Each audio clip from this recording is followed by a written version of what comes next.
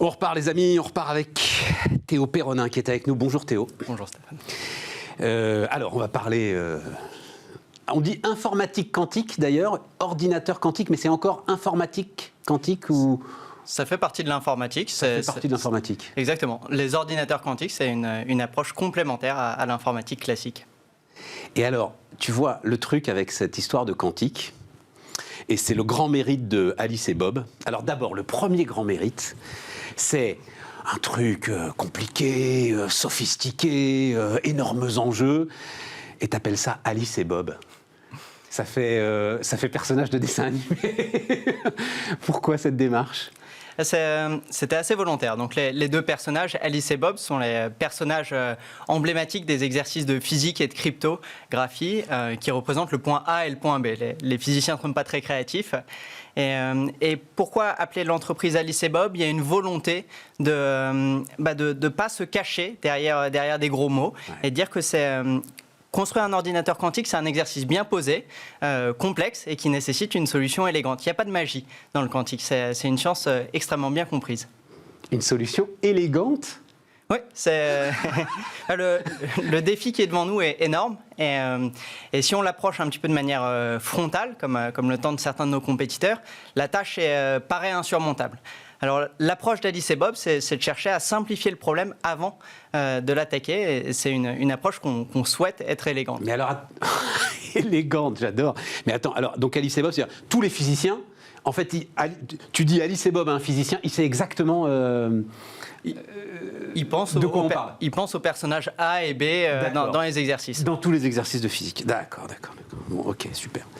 Et alors ensuite, c'est exactement ça le sujet. C'est-à-dire que on a un espèce de respect, nous qui sommes totalement ignares. Oh, informatique quantique. Wow. Un peu comme avec les vaccins d'ailleurs avant le Covid là. Et puis tous on s'est mis à ouvrir le capot, on a découvert des choses formidables, mais qui sont accessibles. Enfin, il suffit de lire un peu. Même l'ARN messager, finalement, on a compris comment ça marchait. C'est assez accessible. Et c'est pour le coup ton grand mérite. C'est-à-dire, donc, comment tu dirais, ça reste une puissance de calcul quand même, le quantique ? L'idée de l'ordinateur quantique, c'est vraiment d'aller exploiter les mathématiques plus riches de la physique quantique pour simplifier la résolution de certains problèmes. Quelque part, le but, c'est d'utiliser un petit peu les outils les plus élaborés que la nature nous propose pour résoudre ces défis les plus colossaux. Un ordinateur quantique, ça servira jamais à rien pour une multiplication, par exemple. Mais par contre, si on veut simuler de la chimie, de la biologie, si on veut régler des problèmes d'optimisation ou d'algèbre linéaire, c'est-à-dire à peu près toute l'industrie, là, c'est la bonne machine. C'est-à-dire un corps en mouvement, une évolution. C'est des problèmes qui vont être à très grande dimension et quelque part, une façon un petit peu grossière de simplifier les choses, c'est de dire que les états de superposition que permettent la physique quantique, d'être à plusieurs endroits à la fois, d'être dans plusieurs états simultanément, vont permettre, quelque part, et c'est faux, mais c'est une bonne représentation, d'explorer plusieurs possibles simultanément et de faire émerger la solution optimale ou la bonne réponse à un problème d'algèbre. On pense furieusement à la météo, à la modélisation de la météo, à la modélisation de l'atmosphère. Il y a probablement, enfin très vraisemblablement des impacts assez forts sur tous les systèmes de mécanique des fluides, sur les équations aux dérivées partielles, enfin tous ces systèmes complexes comme la signature radar d'un avion par exemple ou l'écoulement des fluides le long d'une turbine. Ça, ce sont des problèmes qu'on va pouvoir attaquer. La météo, c'est un petit peu plus complexe parce que c'est un problème chaotique, donc il y a une vraie question de la précision des données à la base qui limite la précision. Mais je suppose que chaotique, ça veut dire quoi ? Ça veut dire que tu ne maîtrises pas tous les facteurs. Non, chaotique, la définition rigoureuse, c'est que le système, une petite variation sur les conditions initiales engendre une très grande variation sur l'évolution du système. L'aile de papillon. Exactement. Ouais, exactement. Ah ouais, c'est passionnant tout ça. Et enfin, tu l'as dit d'un mot, parce que forcément, signature radar d'un avion, c'est pas par hasard si cet exemple t'est venu à l'esprit. Enfin, les armées du monde sont aujourd'hui celles qui investissent le plus sur le quantique ? L'impact de l'ordinateur quantique est estimé dans sa forme aboutie, qui qui n'existe pas encore, et il y a encore beaucoup de travail devant nous, à plusieurs centaines de milliards de dollars. Je crois que le BCG l'estime entre 300 et 800 milliards de dollars, parce que ça touche à peu près tous les secteurs de l'industrie. Je ne connais pas une entreprise qui, quelque part, se résume pas à un problème d'optimisation, que ce soit le portefeuille financier d'un assureur ou la forme optimale d'une aile d'avion. Je crois que l'algèbre linéaire est absolument partout, dans les simulations de mécanique des fluides, dans l'apprentissage des réseaux de neurones pour l'intelligence artificielle.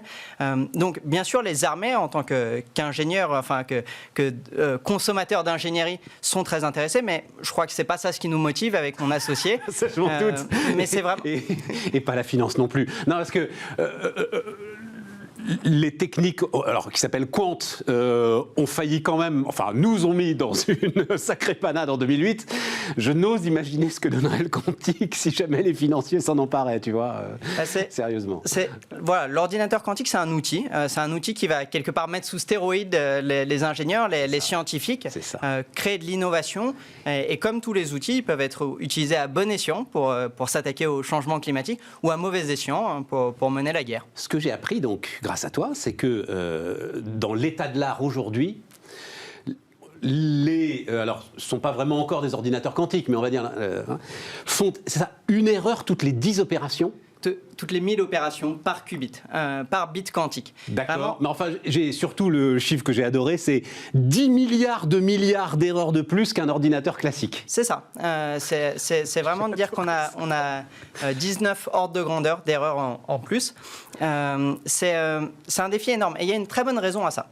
C'est que toi, moi, dans la vie de tous les jours, on n'est pas à plusieurs endroits à la fois, on ne se téléporte pas, on n'a pas accès à ces états exotiques de la physique quantique. Et la raison, c'est qu'on vit dans un monde très bruyant, avec beaucoup d'agitation thermique, de désordre, et que ce désordre, tout ce bruit, est très destructeur pour ces états fragiles de la mécanique quantique.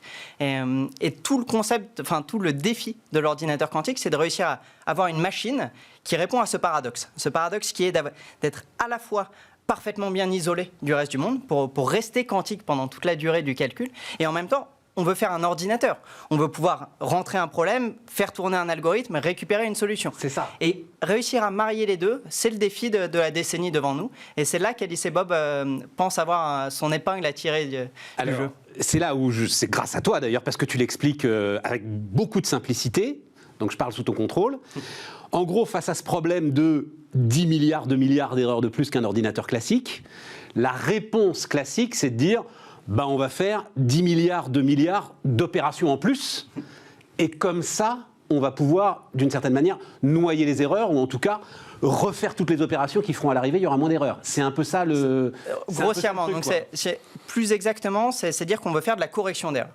Corriger des erreurs, on sait le faire tout le temps, dans un code de carte bleue, dans n'importe quelle télécommunication. Ce qu'on va faire, c'est qu'on va encoder l'information de manière redondante, mettre plusieurs copies de la même information. Et donc, effectivement, l'approche historique, suivie par nos compétiteurs, c'est simplement de dire, si chacun de nos bits quantiques risque de subir des erreurs, on va en mettre beaucoup et faire des votes de majorité. Et les chiffres actuels, c'est qu'il faudrait de l'ordre d'1 millier de qubits pour corriger un seul bit quantique d'information. Et si en plus on veut pouvoir faire du calcul, il en faut 100 fois plus.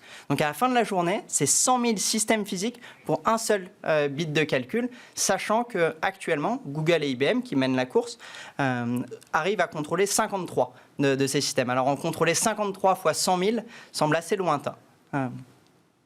Aujourd'hui, parce que Google a dit que... Alors, qu'est-ce qu'ils ont dit exactement d'ailleurs? Parce que je ne voudrais pas dire de bêtises là-dessus. Donc, l'expérience de suprématie quantique de Google de 2000. Suprématie quantique. Le mot est très mal choisi, surtout pour des anglo-saxons. Mais l'idée, c'était de dire à quel moment est-ce qu'un ordinateur quantique réussit à battre son homologue classique, les meilleurs supercalculateurs. L'expérience qui a été très polémique parce que depuis elle a été réfutée dans son caractère, plus fort que classique, c'était d'arriver à faire tourner un calcul et de dire que malgré toutes ces erreurs, à la fin, dans le bruit qu'on récupère, il y a une petite partie quantique qui est très difficile à simuler. Aujourd'hui, il s'avère qu'on est capable de reproduire ces résultats sur un ordinateur portable parce que les techniques de simulation sont améliorées.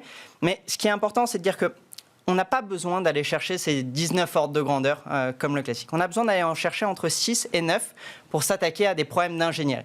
Et améliorer d'un facteur d'1 million ou d'1 milliard la qualité de nos bits quantiques, ça semble pas très crédible par simplement améliorer la fabrication. Et ça semble pas non plus raisonnable d'en mettre 100 000 ensemble pour chacun des bits quantiques. Et c'est là qu'Alice et Bob cherchent à innover. C'est vraiment en cherchant une approche élégante à ce défi, qui est de concevoir un système qui, tout seul, par une boucle de rétroaction, va être capable de corriger une partie de ses erreurs, pour simplifier, in fine, la construction de la machine complète d'un facteur 3000 à peu près. Et c'est là que c'est absolument fascinant, c'est que tu as face à toi, Théo, les plus grosses puissances d'investissement de la planète, qui ne vont pas dans ta direction. Depuis peu, on a été rejoint par Amazon, qui maintenant suit nos traces voilà. sur la route aux qubits de chat, qui sont ces bits quantiques qu'on a inventés dans le laboratoire et qu'on porte aujourd'hui au sein d'Alice et Bob. Et donc, effectivement, sont des alliés, enfin, sont des compétiteurs plutôt, ils ne sont pas alliés, sont des compétiteurs de taille. Je tiens à ce que tu en parles avec... Je cherche le mot, tant pis, il ne veut rien dire, mais beaucoup d'intelligence sur le cheminement de l'innovation. Parce que ça a toujours été comme ça. C'est-à-dire, tu dis, donc effectivement, Amazon a récupéré ce que faisait Alice et Bob, a publié d'ailleurs un papier de recherche, hein, on peut le dire comme ça, citant les travaux d'Alice et Bob, ce qui tout à coup d'ailleurs vous a donné beaucoup de crédibilité. Oui. Hein, mais non, mais c'est super intéressant. Et tout de suite on se dit, ah, Amazon est en train de te dépouiller, ils sont en train de te voler, ils sont en train de te prendre... Et toi, tu réponds, mais non, les gars, c'est comme ça que ça marche, en fait. Hein, c'est ça. C'est le jeu. Alice et Bob, c'est une spin-off de la recherche publique française. La volonté de la recherche publique, c'est traditionnellement de publier des résultats pour créer de l'émulation, de susciter des intérêts, que la communauté se saisisse des bonnes idées pour construire dessus. Et Alice et Bob prend le relais. C'est une initiative, mais c'est normal de faire la part des choses entre les travaux qui ont été menés dans le laboratoire pendant nos thèses avec mon associé et les travaux d'Alice et Bob. Et tu dis aussi, à ce stade, en fait, c'est pas une question d'argent. Si c'était qu'une question d'argent, on ne serait pas là. Oui, c'est ça, ça aurait été d'ores et déjà balayé, quoi. Exactement. Ouais. En face de nous, on a tous les GAFA, à l'exception de Apple et Facebook. Enfin, il y a tout le monde à peu près. C'est une course aux enjeux énormes, des enjeux économiques, stratégiques, mais c'est une course qui n'en est qu'à ses prémices. On est vraiment sur la ligne de départ, tout le monde cherche la bonne idée, la bonne piste, et c'est pour ça que les jeux ne sont pas encore faits.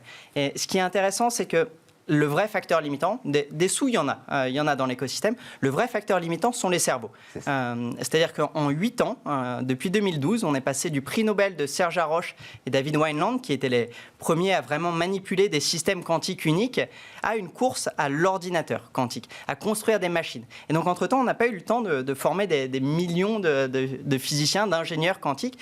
Il n'y en a qu'une poignée d'un millier de l'ordre qui sont capables de concevoir et de construire cette machine. Il se trouve que à la tête de l'industrie européenne, on va dire ça comme ça, hein, à la Commission européenne, il y a un gars dont je sais qu'il est passionné par cette histoire, c'est Thierry Breton. Est-ce que ça aide ? C'est sûr que c'est un virage technologique fort. C'est un catalyseur d'innovation qui va toucher à peu près tous les secteurs de l'industrie, y compris de la biologie et donc de la pharma. Et c'est un enjeu stratégique énorme pour ne pas rester dépendant, notamment à l'ère de la pénurie des puces informatiques, de nos compétiteurs anglo-saxons et chinois dans un climat économique international de plus en plus protectionniste.